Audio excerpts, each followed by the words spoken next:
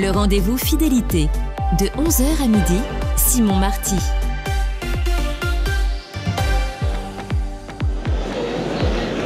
Eh bien, bonjour à tous et bienvenue ici, porte de Versailles à Paris, au Salon de l'Agriculture. Il a ouvert ses portes dans la capitale jusqu'au 2 mars prochain.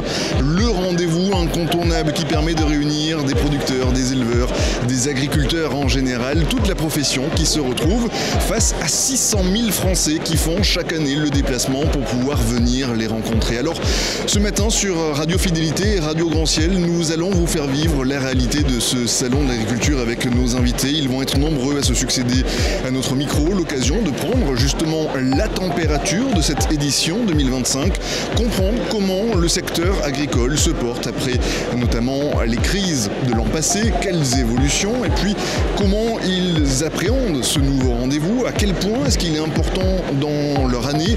On évoquera tout ça notamment tout à l'heure en compagnie de Clara Berthe ou encore Morgane Poirier. Mais avant cela, je vous propose peut-être que l'on regarde le programme de ce qui nous attend. Dans quelques instants, nous serons avec Laurent Seria, directeur général des Selles de Guérande. Jean Lassalle viendra partager un petit peu son regard sur ce moment particulier, y compris pour les politiques. On restera sur la question politique en compagnie de Lydie Bernard, c'est la vice-présidente de la région Pays de la Loire en charge des questions agricoles. Et Michel Bernard, le président du département de Loire-Atlantique, nous expliquera pourquoi, par exemple, la Loire-Atlantique a fait le choix de ne pas prendre de stand sur ce salon d'agriculture. Vous entendrez forcément les éleveurs, les agriculteurs, ceux qui viennent commercialiser leur production ici à Paris.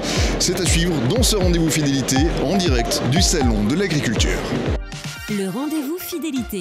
Et pour débuter, je vous propose à présent que l'on se tourne vers vous, Laurent Seria. Bonjour Monsieur Seria, merci d'être avec nous. Vous êtes le directeur général des Selles de Guérande. Avec vous, on va revenir bien évidemment sur cette édition 2025 avant d'évoquer la santé de la profession et comment est-ce que les paludiers appréhendent l'été à venir après une récolte l'été dernier assez compliquée. Mais peut-être pour commencer, sur ce salon de l'agriculture, Laurent Seria, est-ce qu'on y vient pour rencontrer les autres professionnels ou rencontrer le grand public ?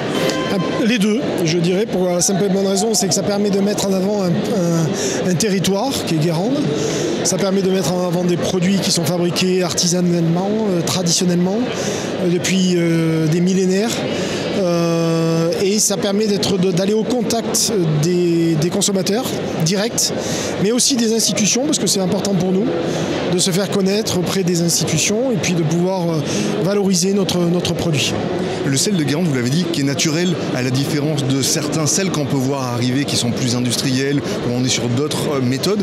Est-ce que ce savoir-faire aujourd'hui, il est préservé, il est protégé ? Oui, il est protégé par une indication géographique protégée. Nous, on a eu toujours, depuis les années 90, la volonté de mettre des labels de qualité sur notre sel pour justement se différencier par rapport aux autres produits. On a la chance d'avoir ce produit naturel et cette IGP qui nous oblige à le conserver d'une façon naturellement, c'est-à-dire à le mettre en commercialisation de façon naturelle.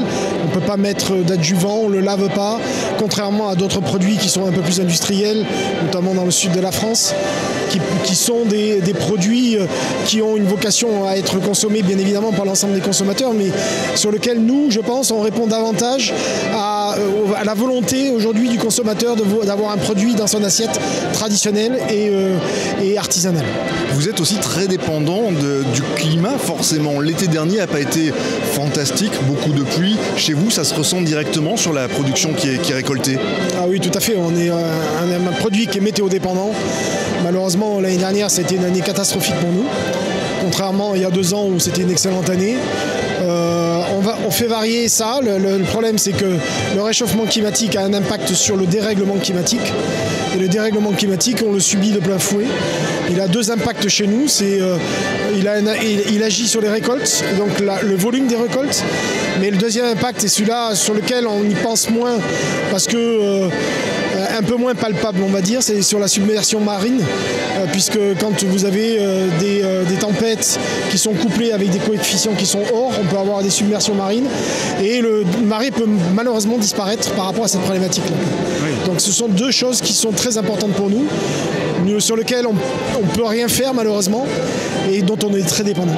Alors, Alors quand on dit on peut rien faire, c'est-à-dire que est-ce qu'on sait que quoi qu'il arrive, le marais dans le temps sera condamné, ou est-ce qu'on a quand même des actions qui peuvent être mises en place pour arriver à préserver autant qu'on le peut l'écosystème? Alors on a des actions qui sont menées auprès des élus et de l'État sur la préservation du marais via un système d'endiguement qui permettrait de parer, on va dire, à des submersions. Mais ils sont calculés sur la base de choses qu'on a déjà connues, qui sont Cynthia. Maintenant, on ne connaît pas l'évolution des tempêtes à venir et des problématiques qu'on aura au niveau du climat. On fait à notre échelle, en tous les cas, des choses qui sont très importantes sur le marais, par l'intermédiaire du NASA. Mais il n'y a pas que, il faut qu'on fasse part de nos préoccupations à l'ensemble des élus pour qu'on accélère la protection des marais, de telle sorte à sauvegarder, au-delà des habitats, un métier et puis des gens qui travaillent autour de ce métier. La présidente des régions Pays de la Loire est là aujourd'hui, a fait le tour des stands, exactement. C'est important durant ces moments-là de sensibiliser les politiques, d'échanger avec eux, même si on est en dehors du cadre habituel de la région. Tout à fait, ça fait partie de quand je dis qu'on est là au SIA, c'est pour justement essayer de rencontrer ces personnes-là dans un contexte un peu différent, de leur faire part de nos préoccupations, de nos besoins, de telle sorte à pouvoir répondre d'une façon plus favorable aux problèmes qu'on rencontre. Et on quitte le sel de Guérande et au détour du salon, on croise Jean Lassalle. Bonjour Jean Lassalle. Bonjour. Merci beaucoup. Radio Fidélité à Nantes. Merci d'être avec nous. Jean Lassalle, est-ce que c'est important pour les hommes, les femmes politiques de venir au salon de l'agriculture, montrer leur soutien à nos agriculteurs? C'est très important, mais pas que pour les hommes et les femmes politiques. C'est vrai pour tous les hommes et toutes les femmes et tous les jeunes. Parce que c'est notre activité la plus ancienne qui remonte à l'Antiquité et c'est notre activité de demain. Les défendre, c'est l'objectif notamment quand on est élu de la République. Ah ben oui, déjà qu'on a perdu toute l'industrie, la métallurgie, si on perd l'agriculture qui est déjà très malade, je ne sais pas qu'est-ce qu'il nous restera, parce que ça, c'est manger tous les jours. Hein. Cette France rurale, d'une certaine façon, vous la représentez pour les Français. On voit la popularité qu'il a vôtre, les gens ne cessent de vous arrêter. Est-ce que vous êtes fier de porter cette image, Jean Lassalle? On est toujours fiers quand ça marche. J'ai connu de tout, vous savez, dans la vie. Là, je ne sais pas, depuis quelque temps, les Français m'apprécient, donc tant mieux, quels que soient les âges. Et pas que dans le milieu agricole d'ailleurs, hein, un peu partout. Je pense que, et c'est notamment vrai chez les jeunes, je le vois quand je suis invité dans les grandes écoles, les Français ont peur de perdre la France. Ça paraît tout bête, hein, mais ils ont peur que la France sorte de l'histoire. Et quelque part, l'agriculture pour eux est un des piliers sur lesquels on peut s'appuyer, parce que l'agriculture, c'est nos territoires. C'est ce qu'on chérit le plus. Tu comprends, Nantes, c'est pas rien. Et le territoire nantais, et puis vous avez du Trévon, qu'est-ce que vous avez du Rosset, du côté de Nantes notamment. Mais je connais tout ce que vous faites. Voilà, je pense que les Français, quel que soit leur âge, restent très attachés à notre joli et vieux pays. Merci beaucoup Jean Lassalle de nous avoir partagé votre regard sur ce salon de l'agriculture. Je vous propose que l'on regarde justement en direction de nos agriculteurs. Comment les politiques peuvent les accompagner? C'est la question que nous avons posée à la vice-présidente de la région Pays de la Loire en charge de l'agriculture. Bonjour Lydie Bernard, merci beaucoup d'être avec nous ce matin sur les ondes de Radio Fidélité. Madame Bernard, peut-être pour commencer de manière assez simple, est-ce que vous pouvez nous expliquer pour nos auditeurs en quoi est-ce que la région s'investit auprès de nos agriculteurs? Quel est exactement son rôle en la matière? Alors la région Pays de la Loire, mais même les régions d'une façon générale, ont un rôle très important pour le monde agricole, puisqu'elles, depuis le 1er janvier 2023, elles ont monté en compétences et elles ont l'intégralité des compétences pour accompagner les agriculteurs sur l'installation, transmission. Donc sur l'installation, c'est quelque chose de fondamental pour réussir le défi nourricier de demain.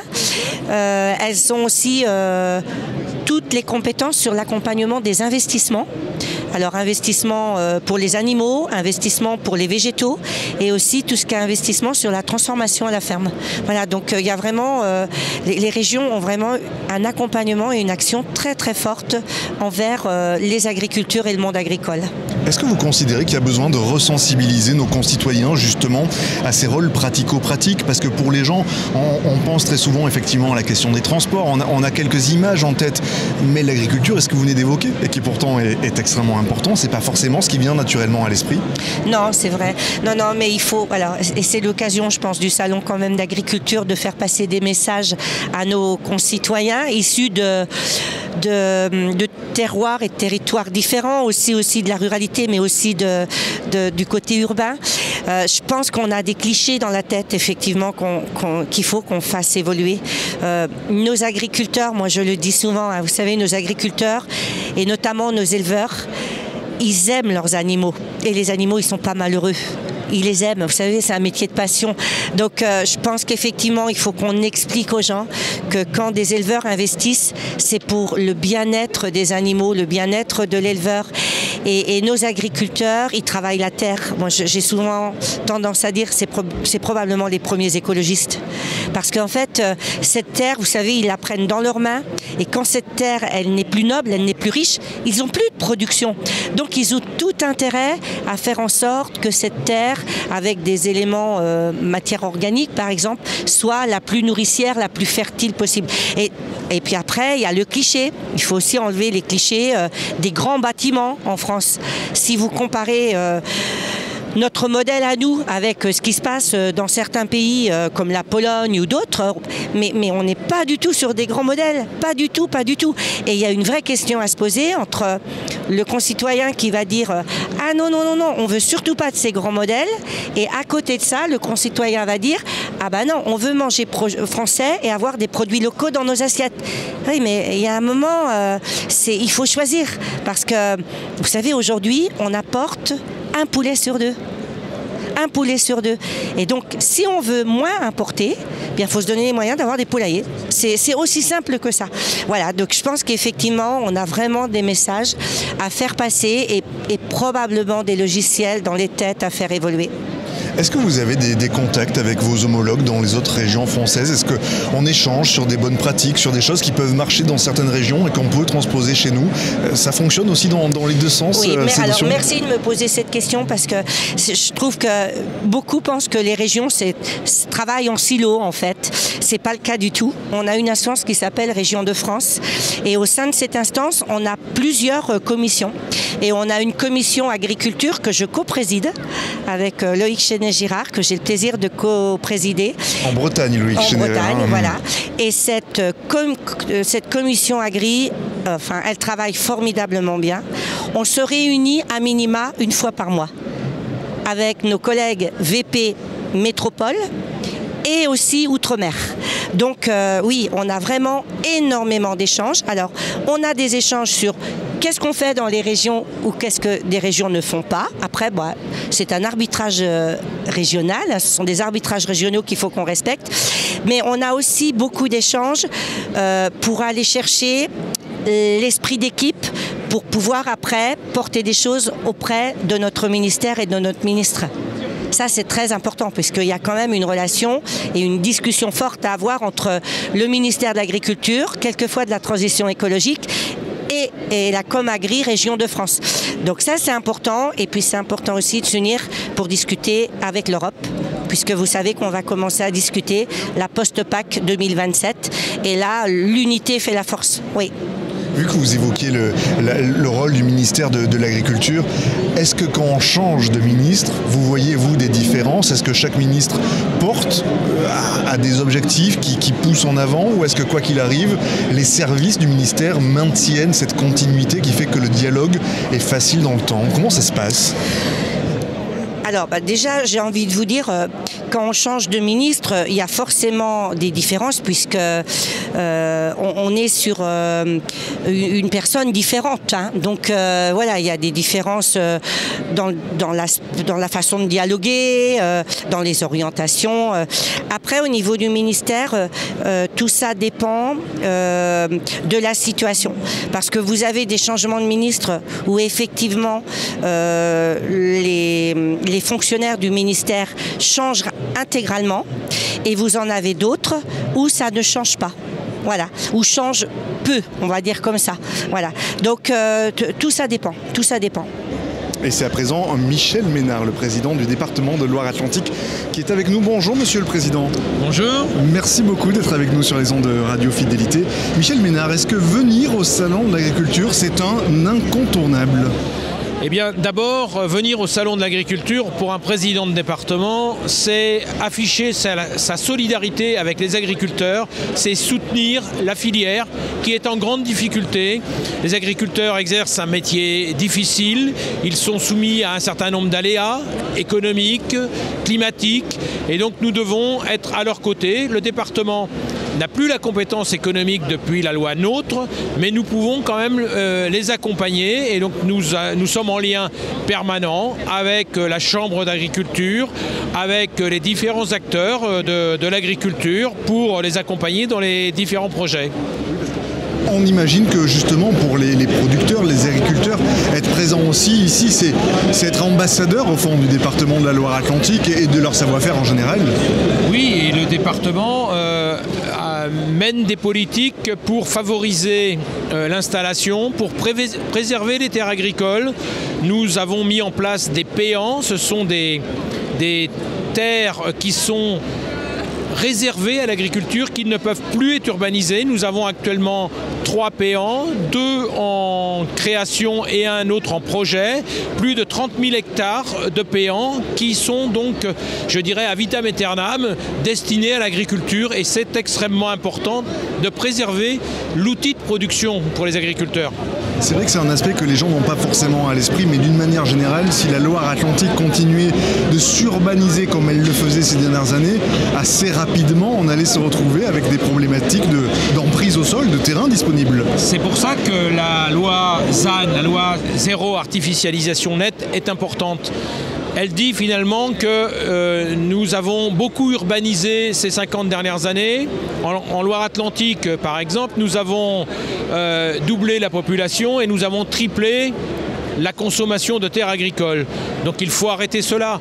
Nous avons suffisamment de terres urbanisées maintenant pour pouvoir offrir des solutions de logement, de développement économique, pour reconstruire la ville ou la commune sur elle-même et puis réutiliser des terres déjà artificialisées. Donc il faut préserver les terres agricoles parce que c'est essentiel pour nourrir les hommes, les femmes de notre département, de la planète. La question du bio revient aussi à travers les cantines, cette capacité qu'on peut avoir dans nos cantines, servir des produits qui sont fabriqués sur le territoire en circuit court et dont on sait qu'ils sont sains à tous les niveaux. Oui, le département porte un projet alimentaire départemental avec la volonté d'augmenter la part du bio dans les cantines, la part des produits de filière courte. Alors c'est exigeant, c'est complexe parce qu'il y a toute la logistique derrière, il y a, évidemment, donc tout ça doit se structurer. Et puis après, ça suppose de la formation, de la sensibilisation des différents personnels. Nous avons la chance en Loire-Atlantique, dans nos 82 collèges publics, d'avoir directement la cuisine qui est faite sur place. Et donc ensuite, ça suppose que nos cuisiniers soient formés, mobilisés, sensibilisés à ces questions d'utilisation croissante du bio et des produits de filière locale. Je sais que c'est exigeant pour eux, parce que ça suppose plus de travail et donc ça suppose aussi de la formation. Je vais aller sur un aspect un petit peu plus léger si vous le voulez bien, mais on a le cliché quand on est au salon de l'agriculture de l'homme ou de la femme politique, peu importe, qui va être invité à manger, à goûter, à boire. Est-ce qu'on se prépare quelques jours avant en se disant que ça va être un moment où on va pouvoir déguster, mais que voilà, il faut suivre?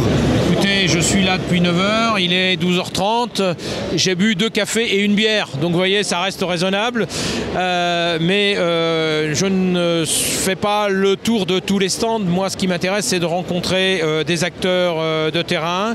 Nous avions une conférence ce matin sur les projets d'alimentation territoriale, donc avec des acteurs de terrain. Donc c'est aussi pour nous nourrir, des échanges avec des présidents d'autres départements qui sont engagés sur ces projets. Donc c'est aussi l'occasion de partager les bonnes pratiques, d'échanger, l'occasion de se former aussi. Pour terminer, la Loire-Atlantique a fait le choix de ne pas être présente sur le stand de la région Pays de la Loire. Est-ce que pour les années prochaines, vous dites que finalement ça fait partie des points qui sont intéressants, ou dans l'équilibre budgétaire qu'il faut forcément rechercher? On sait bien que c'est pas facile aujourd'hui, il y a des arbitrages qu'il faut faire et ça en fait partie aussi. Effectivement, nous sommes obligés de faire des choix avec nos contraintes financières extrêmement importantes, puisque les départements n'ont plus la capacité à augmenter les recettes. Nous ne pouvons que gérer les dépenses et ce n'est pas prioritaire d'être sur un stand, d'avoir un stand par rapport à d'autres dépenses. Nous priorisons les dépenses sociales, la protection de l'enfance, les personnes en situation de handicap, les personnes âgées, l'action éducative dans nos collèges. Et donc on peut être présent sur le salon de l'agriculture, rencontrer les acteurs de terrain, rencontrer les agriculteurs de Loire-Atlantique qui sont sur le salon sans nécessairement avoir un stand. Mais cette initiative de la région d'avoir un stand permettant d'accueillir les départements, elle est très bonne, hein. Donc ce n'est pas une critique de cette initiative, mais nous avons fait le choix de prioriser nos dépenses, particulièrement sur les dépenses sociales et éducatives. Merci beaucoup. Alors comment nos agriculteurs, nos éleveurs se saisissent de cette occasion? Qu'est-ce qu'ils en font concrètement au quotidien? Est-ce que c'est important d'être présent au salon de l'agriculture? On va s'intéresser à présent dans le rendez-vous fidélité à cet aspect-là. Et pour en savoir plus, on se tourne vers Clara Berthe et Morgane Poirier. Oui, Simon, je suis en compagnie de Christophe Jambon, secrétaire adjoint de la FNSEA. Oui, bonjour. Quel regard portez-vous sur les élections syndicales qui a eu lieu il y a quelques semaines? Donc, le regard sur les dernières élections des chambres d'agriculture au niveau national, le regard, c'est que je pense qu'il reste important, c'est que le monde agricole continue de se mobiliser. Alors certes, on a vu une baisse de la mobilisation, mais si on prend le constat par rapport à toutes les dernières échéances électorales qu'on a pu vivre au niveau du monde politique, c'est sûr que le monde agricole continue de se mobiliser plus que la normale, donc c'est bien. On a un léger recul quand même sur la mobilisation, mais ça veut dire que le monde agricole reflète aussi l'évolution de la société. D'un léger recul, mais comment vous pouvez l'expliquer, ce léger recul? Alors, le recul, comme je viens de vous l'évoquer, c'est surtout au niveau de la société. Je pense qu'aujourd'hui, j'ai envie de le tourner sur le côté positif, c'est qu'aujourd'hui, l'agriculture est dans la société. Et auparavant, des fois, on pouvait se dire le monde agricole, le monde rural, et peut être déconnecté. Aujourd'hui, l'agriculture est à l'intérieur de la société et vit comme l'évolution sociétale du jour. Donc après, il y a la participation électorale et il y a également les résultats électoraux. Et je pense que c'est un peu la question que vous voulez me poser justement sur il y avait déjà le pourcentage d'agriculteurs qui se sont mobilisés pour voter. Et après, le résultat du vote, et le résultat du vote en tant que syndicalisme majoritaire historique avec les jeunes agriculteurs et moi en tant que secrétaire général adjoint de la FNSEA, c'est de se dire qu'aujourd'hui, et au regard aussi des différents partis politiques, nous restons quand même au niveau syndicat un syndicat majoritaire, avec 80% quand même des chambres d'agriculture. Or certes, nous observons un recul au profit de nos on va même pas appeler nos concurrents, on peut se dire aux concurrents syndicaux si vous voulez, mais c'est-à-dire qu'on porte différents projets et aujourd'hui la question c'est de dire il faut se rapprocher aussi de l'ensemble de nos agriculteurs pour se poser les vraies questions et pourquoi ce choix à un moment. Tout à l'heure, vous disiez que l'agriculture évolue. Elle évolue en comment aujourd'hui? Alors, comme je dis que l'agriculture évolue, c'est les agriculteurs, j'insiste sur le fait qu'ils vivent avec la société. Et je pense que si on prend la différence de 20 ou 30 ans en arrière, on disait il y avait le milieu rural, il y avait le milieu citadin, etc. Aujourd'hui, on est au même niveau. On est au même niveau et donc on a pu le vivre notamment aussi avec les réseaux sociaux, la communication. Et on a vu aussi qu'il y avait une certaine différence et que les agriculteurs étaient connectés. Et c'est aussi un des faits. Là, on est aujourd'hui au Salon de l'Agriculture, mais il y a un an, le Salon de l'Agriculture 2024, on a vu les agriculteurs en colère. Est-ce qu'aujourd'hui, la colère des agriculteurs s'est calmée? Alors, vous avez connu il y a plus d'un an des agriculteurs en colère, déterminés. Et c'est ce que Jeunes Agriculteurs et la FNSEA ont voulu vraiment porter, c'est que dans nos campagnes, il est grand temps que nos acteurs politiques nous écoutent et nous entendent. Dans le fait qu'aujourd'hui, si on veut continuer d'avoir des installations de jeunes agriculteurs, si on veut continuer de trouver justement l'ensemble de nos produits avec toutes les productions sur l'ensemble de nos territoires, ben pour ça, il faut qu'on ait des vraies politiques tournées sur l'agriculture. Alors le point positif, mais à mon sens, qui arrive trop tard, c'est le vote de la loi sur la loi orientation agricole, la loi sur la loi de finances sociales, donc on appelle la dite loi PLFSS, qui va pouvoir aussi accompagner les employeurs, notamment sur la mesure du TODE, qui va enfin pouvoir reconnaître aussi nos retraités, nos agriculteurs qui arrivent en retraite, qui vivaient sous le seuil de pauvreté, maintenant nous allons pouvoir reconnaître les 25 meilleures années, qui était un vrai combat porté par GAFNSEA. Donc nous sommes en train de cranter des choses et nous allons continuer justement pour continuer de voir toujours avoir des installations de jeunes agriculteurs et surtout d'avoir des agriculteurs qui soient fiers et qui puissent vivre de leur métier. Vous parlez des jeunes agriculteurs parce que d'ici 5 ans, la plupart des agriculteurs qui vont partir à la retraite, on parle d'une hausse d'agriculteurs qui vont partir à la retraite. Comment vous faites pour dire aux jeunes, venez, le métier d'agriculteur, c'est bien, il y a du positif, il n'y a pas que du négatif? Alors moi, comme je me suis présenté, je suis producteur de lait AOP Comté et Morbier fermier.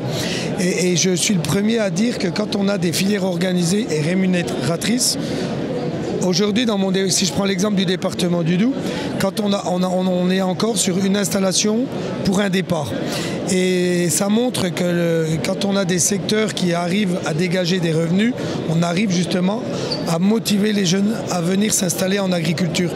Et notre combat, quand on se rapproche de nos élus politiques, c'est de dire si on vous demande de pouvoir évoluer sur différentes lois, notamment sur la loi Egalim, c'est justement de pouvoir avoir une répartition sur les marges d'un produit et qu'aujourd'hui l'agriculteur il puisse vivre dignement de son métier et donc avoir de la valeur ajoutée dans son métier, dans sa production. Et le message fort à faire porter, c'est qu'aujourd'hui, au niveau national, nous devons être fiers de dire qu'on doit avoir une agriculture qui produit. Et aujourd'hui, le dernier message, c'est de se dire nous sommes là pour produire et avoir ce goût d'entreprendre parce que nous sommes des chefs d'entreprise. Mais vous parlez de produire, mais vous n'avez pas peur avec le Mercosur de faire venir des produits Alors, nous produire avec justement les qualités et les normes que nous connaissons. Et ce que nous dénonçons sur notamment les accords du Mercosur, c'est que nous le disons ouvertement, n'importons pas l'alimentation que nous ne voulons pas. Et le message à faire passer aux concitoyens, c'est tout simplement justement avoir la fierté de notre gastronomie française. Et pour garder cette gastronomie française, c'est grâce à la production locale, la production française, et qu'aujourd'hui on dénonce les importations qui ne sont pas faites avec le même standard, avec des matières chimiques qui sont interdites en France et qui sont autorisées dans les pays justement du Mercosur. Et aujourd'hui on voit ces produits arriver. Et ça c'est intolérable, et je pense que le consommateur nous soutient sur ce combat-là. Pour revenir sur le salon de l'agriculture, on voit tous les jours, même là en ce moment on voit qu'il y a beaucoup de monde au salon de l'agriculture. Est-ce que vous pensez que la population française elle est derrière vous à vous soutenir? Vous avez évoqué les mobilisations d'il y a un an. Il y a un an en arrière, on avait plus de 70% de la population qui soutenait le mouvement agricole, parce qu'aujourd'hui je pense que voilà, la notion d'alimentation, de la souveraineté alimentaire est indispensable aux yeux de la population, et je suis persuadé que nous avons le soutien de la population grâce à ça, parce qu'aujourd'hui les gens et l'ensemble des personnes qu'on côtoie dans les couloirs sont contents d'avoir cette qualité gastronomique au niveau de la France. Merci beaucoup. Merci à vous. Oui Simon, nous sommes toujours en direct du Salon de l'Agriculture avec Patrick Legras, porte-parole de la coordination rurale. Bonjour. Bonjour. Aujourd'hui, vous êtes présent au Salon de l'Agriculture. On peut parler de votre percée, de votre hausse en progression aux élections des syndicats agricoles. Qu'est-ce que vous en pensez? Comment vous voyez votre mobilisation? Ça peut être interprété de deux manières. Soit, évidemment, on a eu le bon langage, donc ça fait toujours plaisir de passer la barre des 50 000 personnes qui ont voté. On est à près de 60 000 agriculteurs qui ont voté pour nous, en sachant que le principal concurrent n'est qu'à 90 000. Et nous n'avons que 40 salariés, de l'autre côté il y en a 1000, donc je ne vous fais pas, donc c'est une satisfaction. D'un autre côté c'est une inquiétude, parce que nous avons toujours dit que l'agriculture était un gros problème depuis presque 1 an et demi sur les plateaux et dans la nature, et on se rend compte que le fait que les gens mettent beaucoup d'espoir dans notre mobilisation, ça veut dire que le monde agricole va mal. Et pourquoi il va mal? Il va mal parce que ça fait des années qu'on baisse les prix aux producteurs. Les charges, après, au moment du Covid, ont fortement augmenté, et on s'est retrouvé ce qu'on appelle un effet ciseau, avec une baisse des prix et une augmentation des charges, ce qui a fait que nous avons été obligés de perdre de l'argent dans beaucoup de productions depuis 2 ans. Et en plus, en 2024, nous avons eu des gros problèmes sanitaires sur l'élevage et des rendements très très très mauvais dans l'ensemble des céréales, puisque nous avons un volume de 10 millions de tonnes de moins en production, ce qui nous ramène à la production des années 1980. Il y a un an, du coup, c'était des grandes mobilisations qui ont été perçues dans un climat avec des huées, des violences au salon de l'agriculture. Aujourd'hui, c'est un climat un peu plus apaisé. Oui, tout à fait.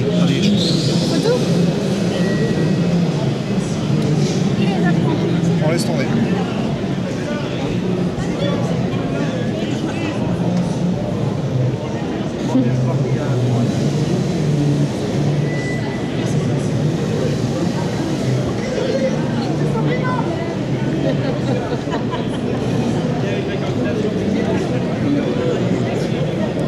C'est les patrons de chez Leclerc et l'Intermarché.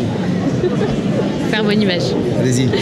Donc on disait que l'année dernière c'était dans un climat plus de tension que s'est déroulé le salon de l'agriculture. Aujourd'hui c'est un climat plus apaisé, on peut le voir.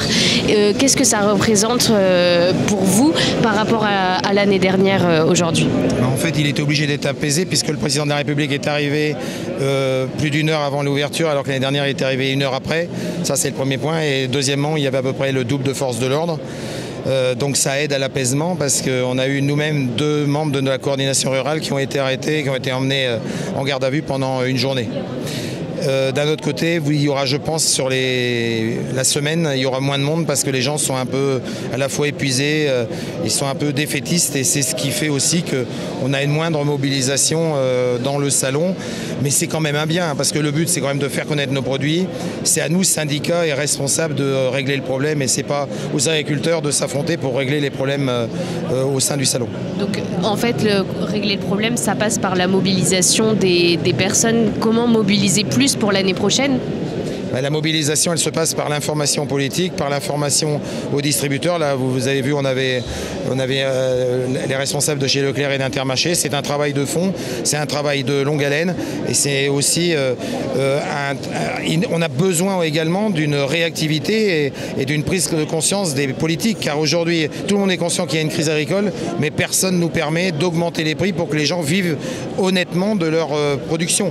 Donc quand aurons-nous des responsables politiques qui auront le courage d'affronter la crise? Je ne peux pas vous donner de date, ni je ne peux pas vous donner de personne, parce que pour l'instant, ce n'est pas le cas. Et qu'est-ce que vous attendez des politiques, de leurs décisions? Qu'est-ce que vous attendez d'eux?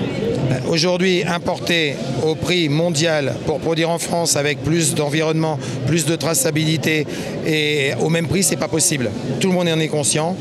À eux de nous faire des propositions. C'est très simple, il faut augmenter des prix. Nous, notre slogan, c'est des prix, pas des primes. Ça n'a pas changé, ça fait 30 ans. C'est toujours la même chose et je pense que c'est énormément d'actualité en ce moment. D'accord, merci. C'est bon.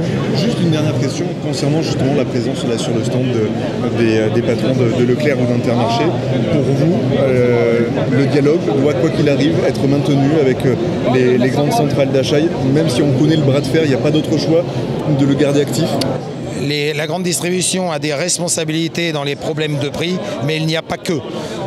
Il faut savoir que sur des produits transformés, on sait très bien que dans beaucoup de domaines, c'est l'agriculteur qui est le parent pauvre, c'est-à-dire que la distribution fait un prix, les importations arrivent à un certain prix, l'intermédiaire prend un prix et il reste le prix final pour l'agriculteur. Il faut savoir qu'il y a beaucoup de production. On prend par exemple sur la betterave, nous produisons sans avoir de visibilité prix. Qui aujourd'hui dans l'industrie, dans le pharmaceutique peut faire de la production sans prix? Donc c'est un changement total de mentalité. On est dans une bascule parce que si on n'arrive pas à faire passer ou à compresser les politiques pour qu'ils soient obligés de prendre des décisions, on va avoir une perte de 50% des agriculteurs dans les 10 ans. Merci beaucoup Patrick Legras, on rappelle que vous êtes le porte-parole de la coordination rurale. Morgane Poirier, je me tourne à présent vers vous. Vous êtes en compagnie d'Anthony Soulier, il est éleveur de brebis à Opé-Roquefort. Oui Simon, bonjour Anthony Soulier. Derrière vous, il y a actuellement des brebis que le public peut venir approcher, caresser. Comment se sentent-elles au sein du Salon de l'Agriculture à Paris ? C'est toujours compliqué pour des animaux de se retrouver dans un salon, mais comme nous, j'ai envie de dire. Et oui, en fait, on est des éleveurs, on est dans nos fermes tous les jours. C'est pas forcément simple de se retrouver à Paris, entouré de tous ces gens. Eh bien, on va dire que c'est comparable pour nos brebis. Elles sont là aujourd'hui, c'est une vitrine. C'est une fierté pour nous d'être là. C'est une fierté d'avoir nos brebis avec nous et d'exposer ce qu'est la filière Roquefort et la brebis Laconne. Pour autant, ça reste quelque chose d'exceptionnel. Et nous sommes vraiment très fiers d'être ici, même si ça reste quelque chose de hors du commun. Pour terminer, juste une dernière question. Qu'est-ce que ça vous apporte parce que vous êtes très fiers d'être là, mais qu'est-ce que ça vous apporte en tant qu'agriculteur d'être là au Salon de l'Agriculture à Paris? En fait, je pense que le Salon de l'Agriculture, c'est en quelque sorte une récompense, c'est une fierté. Je l'ai dit, c'est une vitrine. En fait, on est là, on sait qu'on est au Salon de l'Agriculture à Paris, on sait qu'il y a tout un tas de personnes qui n'ont jamais mis les pieds dans une exploitation, dans une ferme. Et aujourd'hui, on leur permet de toucher du doigt ce qu'est la brebis Laconne, ce qu'est le Roquefort, ce qu'est notre quotidien, même s'il n'y a pas la traite ici au Salon de l'Agriculture, en tout cas pour les brebis. On est très fiers de partager notre quotidien et on espère que les gens sont réceptifs à ça. C'est pas tous les jours facile d'être là face à des gens qui sont pas forcément au fait de ce qui se passe dans nos exploitations, mais pour autant on essaie de transmettre ce qui peut se passer sur nos exploitations. On est fiers de notre métier, on est fiers de notre AOP, on est fiers de répondre au public, on est fiers de répondre aux journalistes qui sont là. Et c'est un plaisir pour nous en fait de répondre à vos questions, de vous faire toucher du doigt ce qu'on vit tous les jours. Parce que moi je suis là 4 jours pendant le salon, mais la veille de venir ici le lendemain, je serai auprès de mes brebis à la traite, matin et soir, à les sortir pour aller au champ, au pâturage. Et notre objectif, c'est que le public qui passe sur le salon essaie de percevoir ça.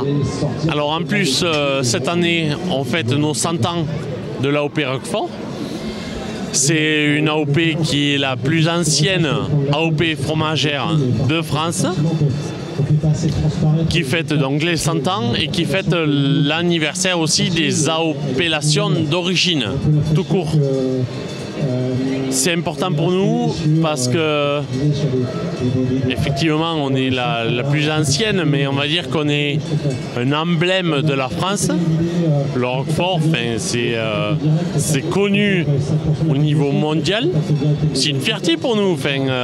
Quand on est éleveur, qu'on va à l'étranger en vacances, on dit on est éleveur de Roquefort. Ah oui, je connais le Roquefort, j'adore ça. Les gens en face de nous sont enchantés. Et oui, c'est notre quotidien, on traite des brebis. Alors on ne fait pas le fromage, mais en fait la filière c'est un global. C'est d'un côté les éleveurs, de l'autre les fabricants de Roquefort. On est très fiers de porter le produit, de le mettre en avant au salon de l'agriculture. Et c'est vraiment quelque chose d'important pour nous, encore plus cette année, en fêtant nos 100 ans. Merci beaucoup d'avoir répondu à nos questions et un très bon salon. Avec grand plaisir, merci à vous. Merci. On vient tout juste de quitter notre éleveur de brebis. On est maintenant avec Juliette Tintanet, éleveuse de vaches basadaises. Bonjour Juliette. Bonjour. Aujourd'hui, vous êtes présente au Salon de l'Agriculture pour présenter vos vaches basadaises. Vous nous disiez il y a quelques instants, c'est la race de viande la plus petite effectif. Oui, exactement. Alors c'était une race très ancienne chez nous dans les Landes qui servait au travail des champs. C'était une race très menacée qui servait plus à grand chose et quelques éleveurs passionnés, motivés ont réussi à refaire vivre cette race, à la remettre au goût du jour. Et aujourd'hui, on est passé de quelques centaines de vaches qui restaient à peu près 17 000 vaches inscrites aujourd'hui en organisme de sélection. On est un des plus petits organismes en France aujourd'hui. On en est très fiers et on monte en puissance d'année en année. Et donc l'une de vos vaches a pu être gérée au salon en 2016. Exactement. Alors c'est celle d'un collègue éleveur à côté de chez nous dans les Landes, Joël Sillac. Ça s'appelait Cerise et cette race a permis de mettre en avant la race basadaise et promouvoir tout ça, et ça a été la star du salon pendant... Et alors comment on amène ces vaches au salon? Comment ça se passe pour faire l'aller-retour? Parce que vous venez du sud-ouest, j'imagine que c'est assez loin d'ici. Comment ça se passe? Alors c'est une grosse organisation, bien sûr on est aidé par nos régions, nos départements, les chambres d'agriculture. Et là on est parti hier matin un rassemblement à côté de Dax. À 10h, on a chargé toutes les vaches dans un camion, Pays Basque-Landes réunis. Et elles sont parties en camion pendant 9h jusqu'à Paris. Et nous, à côté, on est partis en train. Et on les a rejoints hier soir à 23h ici au salon pour les décharger. Et on ramène combien de vaches ici au salon? Combien de vaches vous ramenez par élevage? Alors là, par élevage, déjà d'en avoir une, c'est exceptionnel. Et là, aujourd'hui, on a 16 vaches qui représentent la race basadaise pour le concours qui se tiendra ce jeudi à 13h. Et les vaches au sein de ce salon, je suppose qu'elles n'ont pas l'habitude de voir autant de monde qui est présent au salon. Elles n'ont pas l'habitude d'être autant stimulées, je suppose. Comment ça se passe pour elles? Alors, ce sont des vaches qui sont préalablement déjà sorties dans des petits concours au comice agricole chez nous. Elles sont dressées, elles sont faites pour ça, sinon ce serait trop compliqué de les amener. Et elles ont fait des concours aussi de présélection pour savoir lesquelles sont les meilleures dans chaque comice et qui peuvent venir ici. Donc, elles sont quand même habituées. Ça consiste en quoi un concours de vaches qui peut venir s'installer au Salon de l'Agriculture? Alors c'est comparer des élevages entre eux pour suivre un type de morphologie et de type racial demandé. C'est-à-dire qu'il faut qu'elles aient la meilleure conformité pour apporter plus de viande, facilité de vélage. Ce sont que des points d'élevage très précis pour faire promouvoir la race et garder la typologie précise. Et comment, on va revenir un peu sur ce que vous avez dit, c'était une race menacée. Comment ça se passe un peu pour faire revivre une race? Est-ce qu'on a des doutes, des appréhensions? Est-ce que c'est quoi un peu les peurs face à une race qui est en perpétuelle descente? Alors déjà c'est un pari fou parce qu'il faut y croire. Ce sont des races forcément qui par exemple produisent moins de viande que certaines d'autres, donc elles étaient abandonnées parce qu'elles apportaient moins d'argent. Il faut vraiment être passionné par ça, par les traditions, refaire vivre tout ça. Et après il faut être dynamique. On avait du coup un Joël Siac, un des principaux représentants, celui qui avait Cerise, qui a fait tout ça, qui a fait revenir plein de jeunes, qui les a installés, qui les a aidés. Et au jour d'aujourd'hui, maintenant, on est quasi un organisme de sélection où il n'y a pratiquement que des jeunes. Et est-ce que c'est avec les salons de l'agriculture que vous arrivez à réunir des jeunes au sein de votre organisme? Oui, ça aide énormément parce qu'à côté des concours, il y a aussi la convivialité, on fait beaucoup la fête, on se connaît tous, c'est devenu une grosse famille.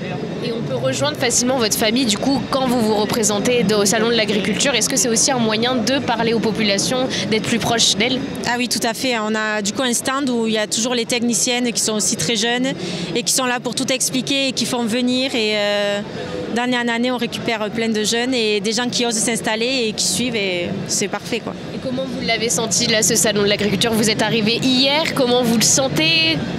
Alors, il y a du monde, il y a beaucoup de monde. Et après, on verra surtout demain sur le ring parce qu'il y a des professionnels qui viennent voir. Il n'y a pas que des visiteurs. Et les professionnels, c'est aussi très important pour l'achat de la viande plus tard et aussi développer le nom de la race au niveau de la France. Pour un nouveau prix, on espère... Exactement, on l'espère fortement même. Et ben, on vous souhaite bon courage. Merci beaucoup. Merci, avec plaisir.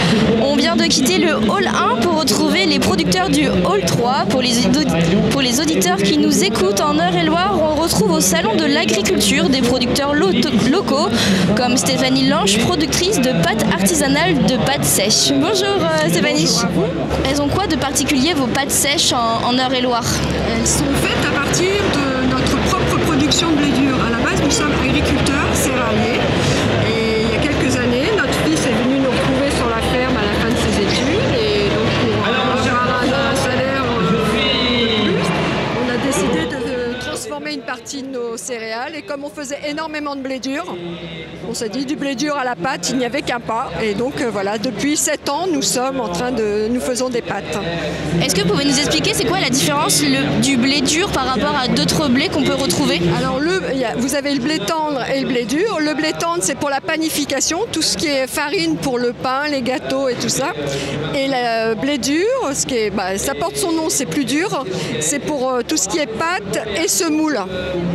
Voilà. Et c'est bizarre qu'en France on fasse des pâtes, genre par exemple en Eure-et-Loire, alors qu'on sait très bien que les pâtes viennent d'Italie. Mais bizarre, oui et non, parce qu'en fait, nous, en Eure-et-Loire, on a un terroir au niveau d'où on se situe, là, le sud de l'Eure-et-Loire, très séchant, et sur lequel on fait du blé dur depuis des années. Et la pâte est toujours associée au blé dur exclusivement.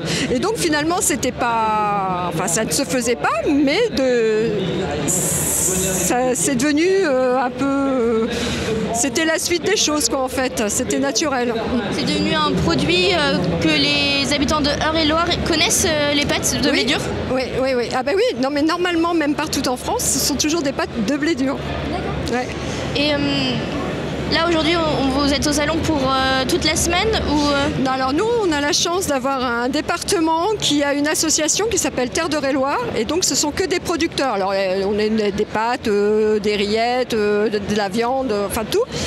Et le département nous permet de venir quelques jours. Finalement, tous les producteurs d'Eure-et-Loire qui veulent être présents à Paris au salon ont la possibilité de venir 2 jours, 3 jours, 4 jours, voilà. C'est ouvert à tous. Et de venir au salon de l'agriculture, ça vous permet aussi de faire connaître vos produits Alors faire un peu de vente, mais c'est pas ça le plus important, c'est faire connaître ses produits et c'est aussi rencontrer des pros. ça nous permet de trouver des marchés, des nouveaux marchés, quoi, des magasins, des distributeurs, des collectivités des fois. Donc voilà. C'est la première fois que vous venez au Salon de l'Agriculture Non, nous on a commencé il y a 7 ans les pâtes et on vient depuis 5 ans. Et c'est vrai que tous les ans on arrive à avoir, on a des clients fidèles qui sur Paris viennent nous retrouver parce qu'ils savent qu'on est là. Et puis on décroche des marchés. Ça fait 5 ans que vous faites le Salon de l'Agriculture. Est-ce que vous voyez que c'est plus facile de décrocher des marchés au fil des ans ou ça devient compliqué? Non, c'est de plus en plus compliqué. Pourquoi Il y a la conjoncture, je pense, qui est là. Et puis on est de plus en plus nombreux. Enfin, moi, je parle pour notre production personnelle de pâtes. On est de plus en plus nombreux à faire de la pâte artisanale. Donc le marché est de plus en plus tendu et il y a de plus en plus de concurrence. Voilà, exactement. Et là, ça fait combien de temps que vous êtes au salon Nous, on est arrivés ce matin, donc jusqu'à vendredi. Voilà. Et depuis ce matin, comment vous sentez la faveur du salon?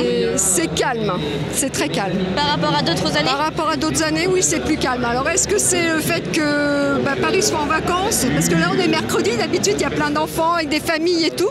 Et là, cette année, c'est un peu plus calme. Ouais. Donc, vous espérez peut-être que dans les prochains jours qui vont suivre, il y aura plus de monde qui viennent au salon? Oui, j'espère, oui. On va voir. Merci beaucoup, Stéphanie, d'avoir répondu à nos questions. Merci. Nous venons tout juste de quitter la productrice de pâtes sèches et à quelques pas plus loin, nous pourrons retrouver Romain Gérard, président interprofessionnel des vins de Gaillac. Bonjour. Bonjour. Vous êtes ici au Salon de l'Agriculture. Depuis combien de temps avez-vous votre stand? Alors le stand existe sur ce format-là depuis 11 ans. Donc c'est le département du Tarn qui nous donne la chance de pouvoir faire la promotion de nos produits, alors les vins de Gaillac ainsi que l'aide de Lautrec et les salaisons de la Cône. Donc pour nous, ça fait de la promotion transversale et on est là pour amener un savoir-faire, l'agriculture tarnaise à Paris. Et comment se passe la vente pour vous alors cette année? Alors, ça se passe extrêmement bien. On a un public qui est très réceptif à nos produits. On a commencé depuis quelques années à avoir une très belle notoriété. Donc, on a bien fidélisé notre clientèle et qui reviennent chaque année et qui redécouvrent différents vignerons parce qu'on vient rarement avec les mêmes. On change de manière à montrer une diversité des vins de Gaillac. Alors, pour l'ail, c'est plus compliqué. Et les salaisons de la Cône, les produits sont beaucoup plus...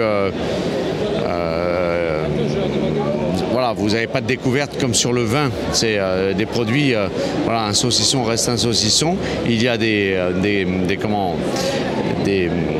tonalités différentes sur les goûts, mais le vin, l'effet millésime est très très important, ce qui n'est pas forcément le cas sur l'ail. Ils peuvent avoir une mauvaise récolte comme une bonne récolte. Voilà. Et vous pensez quoi du coup de votre récolte cette année en Loire-Atlantique? Ça a été particulièrement plus pluvieux. Est-ce que vous avez été impacté par ces pluies, par ce mauvais temps dans vos récoltes? Pour moi, personnellement, j'ai fait une très très belle récolte, mais sur le vignoble de Gaillac, il y a à peu près 25-30% de pertes par rapport aux aléas climatiques. Alors moi, j'ai la chance d'avoir une propriété qui est à limite Tarn-et-Garonne. On a un climat un petit peu différent, donc je suis passé au travers. Donc j'ai fait une très belle récolte. C'est quand même 25% de pertes. Comment on fait pour y remédier? Comment on fait pour lutter contre ces pertes, essayer de rattraper C'est très compliqué. Vous ne pouvez pas remédier à une perte de récolte. Vous voyez, moi par exemple l'année dernière, j'ai fait normalement, sur une année normale, je fais entre 1800 et 2000 hectos de récolte. L'année dernière, j'en ai fait 700. Donc c'était problématique. La grêle, le gel et la sécheresse. On a tout eu. Mais à un moment donné, ce qu'il faut arriver, c'est garder ses marchés. Donc qu'est-ce que j'ai fait? Je suis allé voir les collègues qui avaient des belles récoltes, je leur ai acheté du raisin, je leur ai acheté du vin, et j'ai maintenu mes marchés, parce que ce qu'il faut dans l'agriculture, c'est une entraide très très solidaire. Vous êtes beaucoup en fait en contact avec les autres vignerons. Vous ne travaillez pas tout seul dans votre coin, vous allez voir d'autres vignerons pour vous entraider. Moi, c'est mon rôle de faire l'interaction entre plusieurs vignerons. Moi, je suis donc président de l'interprofession des vins de Gaillac. Moi, je fais la promotion et Moi, mon but dans mon job, c'est de faire de l'interaction entre vignerons. Voilà, c'est ça.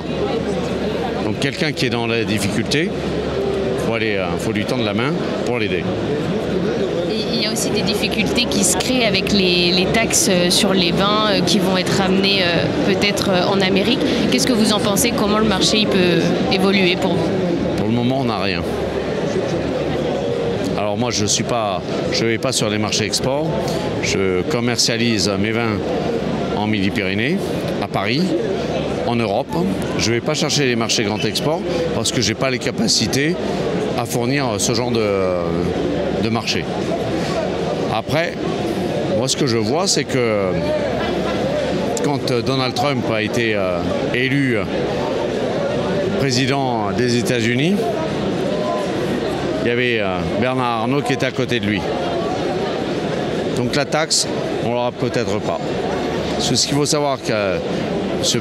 Bernard Arnault, qui pèse dans la viticulture française, s'il est aux côtés de Donald Trump, ça peut changer la donne. Merci beaucoup, Monsieur Arnaud. On rappelle que l'alcool est à consommer avec modération, surtout, ou pas? Si, toujours avec modération. Toujours avec modération, on rappelle à nos éditeurs. Et on vous remercie, on vous souhaite un très bon salon. Merci beaucoup. Morgane, Clara, merci beaucoup de nous avoir fait entendre ces professionnels du secteur de l'agriculture qui sont ici présents au salon. Et bien voilà, chers amis auditeurs et auditrices, c'est là que notre rendez-vous fidélité va se refermer pour aujourd'hui. Merci beaucoup d'avoir pris le temps de nous suivre ici dans les allées portes de Versailles de ce salon de l'agriculture. Il ne me reste plus qu'à vous souhaiter une belle et douce journée à l'écoute de Radio Fidélité ou de Radio Grand Ciel.